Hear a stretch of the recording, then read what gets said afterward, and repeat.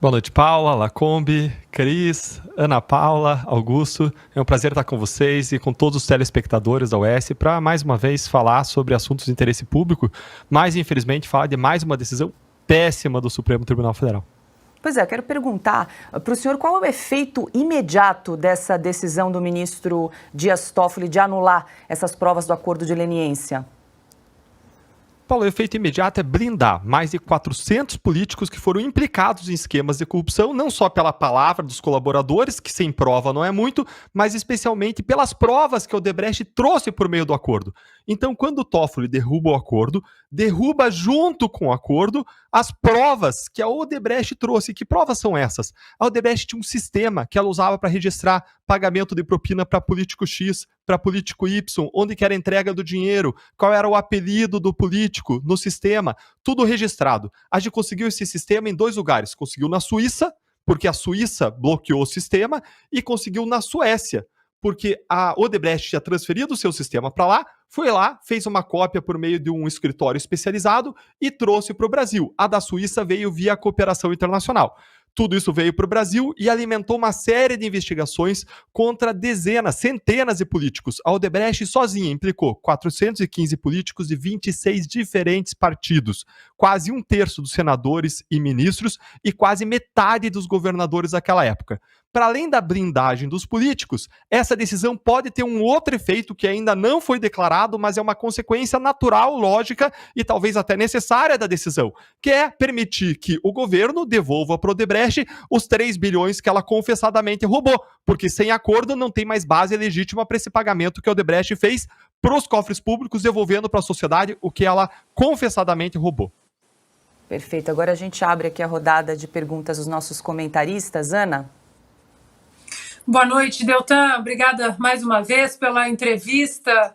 Deltan, eu levantei aqui uma informação exatamente de um documento do Departamento de Justiça dos Estados Unidos, e nesse documento mostra que a Odebrecht pagou aproximadamente 788 milhões de dólares em propina em 12 países, incluindo Brasil, Angola, Argentina, Colômbia, República Dominicana, Equador, Guatemala, México, Moçambique, Panamá, Peru e Venezuela.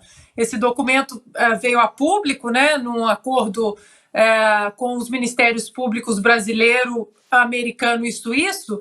E a minha pergunta, Deltan, diante desse absurdo que nós vimos hoje, como ficam esses acordos com a justiça americana e com a justiça suíça? O que essa decisão do Toffoli pode acarretar nesses outros acordos em outros países? Ana, os acordos eles foram feitos de modo independente nos diferentes países. Então a Suíça fez o seu acordo, o Brasil fez o seu acordo e os Estados Unidos fez o seu acordo. Por quê? Porque para a empresa interessava resolver a sua situação jurídica, o seu problemão, nos diferentes países que tinham as provas, que tinham as evidências contra o Odebrecht, que tinham investigações relevantes contra o Odebrecht. Então a empresa fez o acordo nos diferentes países e entregou as provas para os diferentes países paralelamente. Então a anulação do Brasil não vai anular o acordo da Suíça, não vai anular o acordo dos americanos, e todos os lugares que pegaram as provas da Suíça ou dos Estados Unidos vão seguir investigando, processando. Só no Brasil, que a gente sabe que é o país da impunidade, é o país em que o STF cometeu o maior erro da história, o maior erro da justiça da história, e não foi o erro em condenar Lula, foi sim o erro em absolver Lula, em agora anular as provas do Odebrecht. Esses foram os maiores erros da história. Então Toffoli está errado em dizer que o maior erro foi a condenação do Lula. Não, o maior erro foi a anulação do caso do Lula e o maior erro foi a anulação do acordo do Odebrecht. O que vai mandar uma mensagem muito forte para o sistema, uma mensagem de leniência em favor da corrupção. Mas não basta só anular os casos de corrupção. Você tem que perseguir os procuradores e juízes para que ninguém mais ouse enfrentar os donos do poder que praticam corrupção e nos roubam há séculos. Então, o serviço está feito de modo completo. Você tem não só a anulação dos casos criminais, mas você tem um temor agora incutido nos novos promotores e juízes que ninguém vai se querer se meter mais em investigação de grandes políticos do Brasil, porque sabe o que acontece. O sistema retalia e persegue até o fim. Lacombe. Deputado, boa noite. Diante disso, então, sabendo que a Odebrecht foi processada em vários países, o número que eu levantei, 12 países, com muitas provas, e que só o Brasil anulou essas provas. Só no Brasil há esse movimento contrário ao que seria sério e correto. Há alguma chance de alguém, de alguma forma, recorrer a um organismo internacional? Olha só o Brasil derrubou essas provas todas e a empresa continua com dívida em 12 países estrangeiros e só no Brasil. Existe essa possibilidade de recurso a algum organismo internacional, algum órgão internacional?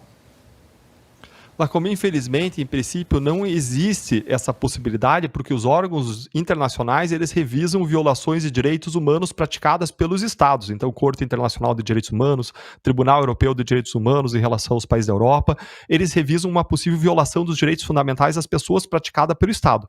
Nesse caso, eu vejo sim uma violação de direitos fundamentais, que é o direito fundamental de todas as pessoas de ter seu patrimônio público preservado, de ter o dinheiro chegando na saúde, educação, mas infelizmente esse não é um caso revisável internacionalmente. Agora, deixa eu colocar uma observação.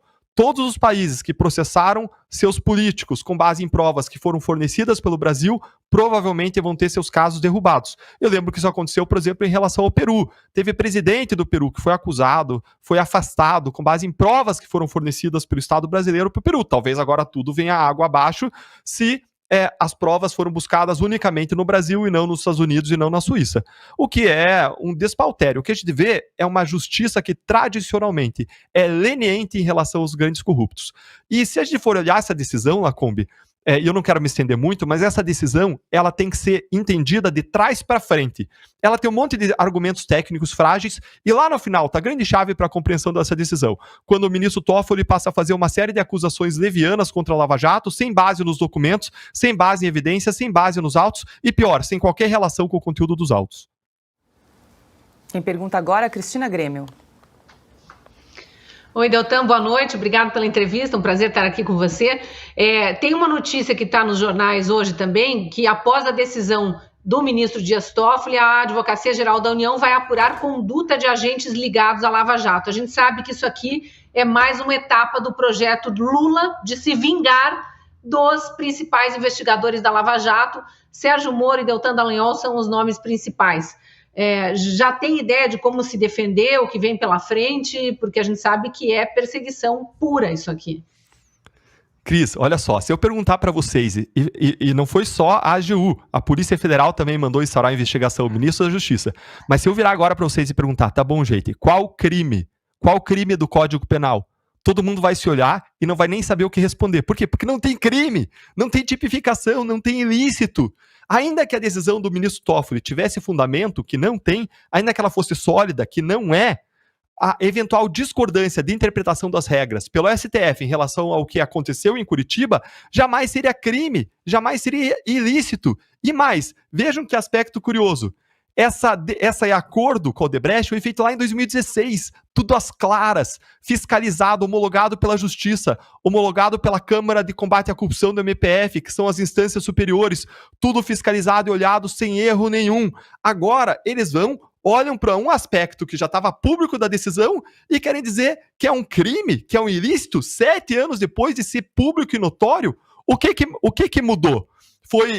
Foram os agentes públicos da Lava Jato que mudaram ou é o contexto político que mudou para um contexto de perseguição? E eu queria dizer para vocês que está inaugurada a temporada de caça aos atores da Lava Jato. Com um grande prêmio. Quem conseguir caçar e caçar bem vai conseguir uma vaga no Supremo Tribunal Federal. Afinal de contas, o Lula quer vingança. E você tem vários corredores dessa vaga. Você tem o ministro Bruno Dantas, que coincidentemente atuou num caso contra a Lava Jato, em que o juiz da primeira instância falou que tem indícios de uma atuação com quebra de impessoalidade, ou seja, em português claro, de perseguição política. Aí você tem o ministro Benedito, outro corredor, outra pessoa que está nessa competição, que me caçou no TSE. Aí você tem agora o Dino, um outro competidor pela vaga do Supremo, que instaurou essa investigação. Você tem, coincidentemente, ainda o Messias, da AGU, que é um candidato à vaga do Supremo, que também instaurou uma investigação. Está aberta a temporada de caça aos agentes da Lava Jato. E o prêmio dado por Lula pode ser muito alto, pode ser cair em seu favor e ser escolhido para uma vaga de ministro do Supremo. Afinal de contas, nós sabemos que Lula não escolhe ministros do Supremo por critérios técnicos. Ele disse que seria um absurdo escolher um amigo, mas nós acabamos de ver Zanin entrando no Supremo Tribunal Federal.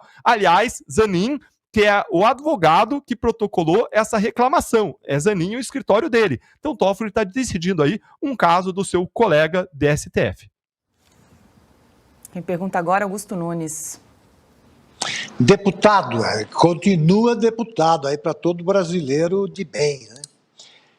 Muito obrigado pela entrevista. Eu queria saber como é que se sente um protagonista, como você é, do que eu chamo de o maior épico aí criado pelo faroeste à brasileira, né? Com tudo invertido. É o bandido que persegue o xerife, com o apoio militante dos superjuízes da capital, que não são juízes coisa nenhuma, né? São advogados aí escolhidos pelo presidente e que agem aí como se fossem magistrados e agem assim, como se fosse um partido. Como é que se sente você nessa situação em que o Brasil está do avesso? Quem perseguiu os corruptos com base em provas evidentes, né? Montanhas de provas, conseguiu fazer com que o brasileiro acreditasse que todos sim poderiam ser iguais perante a lei, e aí vem essa contraofensiva. Como é que se sente você, Deltan? Augusto, o prazer é enorme estar com você. E quando você faz essa pergunta, o meu coração borbulha de sentimentos. Borbulha de uma série de sentimentos. Primeiro, um sentimento de tristeza profunda, porque nós acreditamos, nós tivemos esperança de que nós finalmente viraríamos o jogo contra os grandes corruptos do Brasil.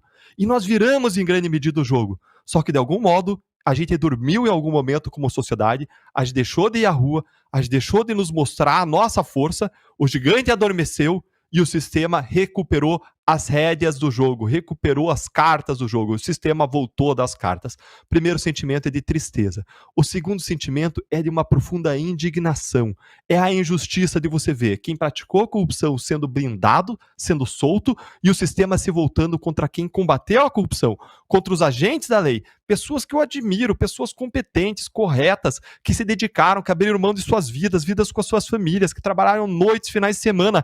Essas pessoas agora passam a ser investigadas no lugar dos corruptos. Em que lugar que nós vivemos? Que multiverso é esse da inversão dos valores em que nós não estamos deixando para os nossos filhos o básico, que é um país melhor, um país mais honesto? Então é indignação com a injustiça. E um terceiro sentimento é um sentimento de receio. E eu coloco receio e eu coloco medo não como alguém que se acovarda, porque ter coragem não é não ter medo. Ter coragem é você enfrentar o medo que você tem. Muitas pessoas me aconselharam a sair do Brasil, a fugir, a deixar o país. Eu não vou deixar o Brasil. Eu vou ficar aqui e eu vou lutar pelo meu futuro e pelo futuro dos meus filhos. Porque aqui que estão as pessoas que eu amo, as pessoas que eu mais amo. E eu jamais desistiria delas. Deputado, vou aproveitar a sua presença aqui para pedir a sua avaliação sobre a decisão do presidente Lula de ontem na live semanal, onde ele defendeu, sugeriu que os votos dos ministros ficassem em sigilo. Paulo, é uma piada, né? A gente vê a decisão de hoje e a gente começa a entender por que ele sugere que algumas decisões devem ficar em sigilo. Porque alguns ministros têm a esconder. Eles querem esconder quando eles livram pessoas na Lava Jato, eles querem esconder quando eles descriminalizam as drogas, eles não querem correr o risco e ser criticados quando eles vão agora autorizar o aborto, eles querem fazer uma legislação no caso das fake news, como não passou o projeto no Congresso, esse tema vai voltar à pauta, e eles querem legislar, e alguns deles vão querer sigilo, alguns deles não querem prestar contas à sociedade, não querem se submeter à publicidade, não querem se submeter ao escrutínio público. Agora, a fala do presidente Lula é abertamente inconstitucional e contra todos os princípios e valores de uma democracia, de um Estado de Direito. Como a gente pode dizer e ver claramente, a democracia venceu, mas é essa democracia relativa aí do Lula. Lacombe. Deputado, o Dias Toffoli, ele diz que as provas contra Lula foram obtidas às margens das leis. Eu não consegui ler toda a decisão do Dias Toffoli, mas sei que ele cita as mensagens obtidas por hackers, portanto, ilegalmente e, até onde sei, nunca periciadas. Então, como é que alguém anula provas porque teriam sido obtidas às margens das leis e cita na mesma decisão, né, provas, entre aspas, obtidas também ilegalmente, deputado. Como é que se explica isso? É uma grande ironia, né, Lacombe? Você não explica, você engole porque vem do Tribunal Superior e você não tem para onde recorrer. Você só pode gritar e reclamar. E ainda eles querem esconder agora, Lula quer esconder as decisões, aí você não tem nem mais como reclamar. Agora, o que a gente pode fazer em relação à decisão da Corte Suprema, como você não tem para onde recorrer, é reclamar. Você não explica, é uma grande ironia. Veja, ele diz que as provas Odebrecht seriam supostamente legais, então não podem ser usadas contra os políticos corruptos. Aí ele pega mensagens criminosas obtidas mediante roubo, mediante furto, fraudes eletrônicas, e aí ele quer dar vazão a isso para investigação e punição dos agentes da Lava Jato? Peraí, a gente vê um sistema que é um Doberman com os agentes da lei que combate a corrupção e é um poodle com os grandes corruptos. Essa é a grande realidade. É assim que o Supremo Tribunal Federal tem se comportado. Agora, eu quero ir mais a fundo para trazer um esclarecimento para as pessoas. Ainda que existam contatos, sim, com autoridades estrangeiras feitas não pelo Ministério da Justiça, isso é perfeitamente normal. Existem dois tipos de cooperação. Um é a cooperação judicial, a outra é a cooperação administrativa. Todo dia a gente coopera com outros países sem passar pelo Ministério da Justiça. No caso da Interpol, no caso da rede de Egmont, que é assim chamada rede de cooperação do COAF, que é a unidade de inteligência financeira, que monitora sinais de lavagem de dinheiro. Então, em todo momento, a gente está cooperando fora do Ministério da Justiça. Quando que você precisa passar pelo Ministério da Justiça? Quando existe uma prova que você vai usar na justiça contra alguém. E aí a questão que se coloca é: as provas dos sistemas da Odebrecht passaram pelo Ministério da Justiça? O ministro Dias Toffoli disse que não, mas ele está faltando com a verdade, porque a resposta verdadeira é sim, isso está documentado. É o pedido da Força Tarefa da Lava Jato, número 88 de 2016, que está lá nos autos, mas ele, curiosamente, não menciona na decisão, mas está documentalmente comprovado que sim, passou sim pelo Ministério da Justiça. Existem duas fontes do sistema do Odebrecht que vieram ao Brasil as provas. Duas fontes. A primeira fonte é a Suécia. A Odebrecht mudou seus sistemas para a Suécia quando ficou com receio das buscas e apreensões da Lava Jato, e quando ela decidiu cooperar, ela contratou uma empresa especializada, fez uma cópia do sistema lá na Suécia, trouxe para o Brasil como uma entidade privada que pode fazer isso e entregou para o Ministério Público. Perfeitamente regular, nada de errado. Segunda fonte do sistema, outro sistema igualzinho, outra cópia do mesmo sistema, foi obtida, bloqueada, congelada, numa busca e apreensão feita lá na Suíça pelas autoridades suíças. O que aconteceu em seguida? Nós fizemos um pedido para a Suíça enviar para nós o material e veio. E aí veio para cá. E aí o ministro Dias Toffoli fala que faltou prova da cadeia de custódia porque algumas HDs que continham os arquivos foram transportados, segundo aquelas mensagens do hacker, em sacolas de supermercado. Gente, que argumento mais juvenil. Não me interessa se foi transportado ou não em sacola de supermercado. Não interessa o mecanismo do transporte. Interessa sim se os arquivos eletrônicos estão rígidos. Quando é feita a cópia lá na Suíça ou na Suécia, é aplicado aquilo que em eletrônica se chama de código hash. Ele congela, faz uma imagem, é uma garantia. É um selo atestado de autenticidade. E aí os arquivos vêm para o Brasil. E é conferido se é o mesmo código hash. Se é o mesmo código hash, não me importa como é que se transportou. Se foi no ônibus, se foi de carro, se foi de avião, se foi em mala, se foi em sacola de mercado, não importa. Importa que o arquivo está rígido. E o laudo da Polícia Federal, que está público, qualquer um pesquisa na internet, encontra laudo Odebrecht, sistema Drowsy, MyWebDay, documenta tudo isso. Então está toda ali a cadeia de custódia. O argumento do ministro Dias Toffoli é extremamente frágil. Não para de pé. E eu só consigo compreender isso quando eu olho o final da decisão e eu olho todas aquelas acusações políticas levianas, sem prova, sem relação com os autos contra a Lava Jato. O que parece, assim, que se quer reescrever a história. Dá tempo para mais uma pergunta. Cris Grêmio. Eu queria uma opinião jurídica aqui sobre essas decisões aqui da AGU e do próprio ministro Flávio Dino, colocando a Gestapo dele, né? Ele chama da minha Polícia Federal agora para investigar os investigadores da Lava Jato. Como você, especialmente, não tem foro privilegiado, né? O caso do atual senador Sérgio Moro é um pouco diferente, mas depois de que cassaram tua elegibilidade e teu mandato, você está sem o foro privilegiado, não deveria eventualmente ser processado, se for para ser processado, em instância inicial da Justiça? Com certeza, Cris. Ainda bem que eu não tenho foro privilegiado. Eu não quero ser investigado por um Toffoli, por um Gilmar Mendes, por pessoas que são antagonistas explícitas da Lava Jato e sequer se declaram suspeitas. Aliás, suspeição e impessoalidade, imparcialidade não é o forte do Supremo. Ele adora ver o cisco no olho do outro e sonegar a trave que tem no seu próprio olho, porque eles julgam até mesmo os casos em que atuam como advogados os escritórios das suas esposas. E decidiram agora, recentemente, que não teria nada de errado nisso. Então veja, o que a gente está falando de um tribunal que aponta um cisco no olho do outro e não vê a trave do seu próprio olho. Então, quando eu olho para essa situação, eu não posso achar nada para além de muito absurdo. O que eu gostaria é que esse meu caso seja investigado, sim, por um juiz de primeira instância, que é onde eu acredito que todas as minhas garantias vão ser, sim, respeitadas. E todas as vezes que a Lava Jato tem os seus casos julgados em primeira instância, a Lava Jato ganha. Quando que a Lava Jato perde? Quando sobe os casos para o STJ, para o STF, onde a ingerência política aumenta em uma grande medida. É por essa, dentre outras razões, que a gente tem que acabar com o foro privilegiado. Agora, 19h14, nós conversamos com o ex-deputado Deltan Dallagnol. Deltan, muito obrigada pela entrevista, por arrumar um tempo na sua agenda para conversar conosco, para comentar essa decisão do ministro Dias Toffoli, um dia triste aí para a Operação Lava Jato. Uma boa noite. Obrigado, boa noite. É um dia triste sim, Paula, mas a gente não pode desistir. Como brasileiro, a gente tem que manter a nossa luta, a nossa determinação, a nossa perseverança, como vocês fazem aqui também na UES. Um grande abraço, muito obrigado e boa noite.